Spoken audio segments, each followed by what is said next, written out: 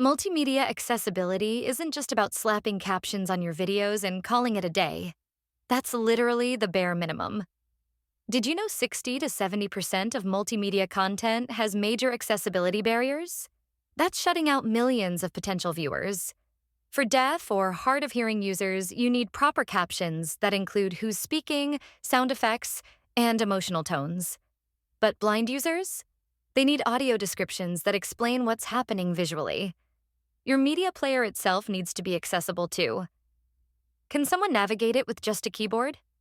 Do the controls work with screen readers? Is there enough contrast to see the buttons? The coolest accessibility features go even further. Interactive transcripts that highlight text as the video plays.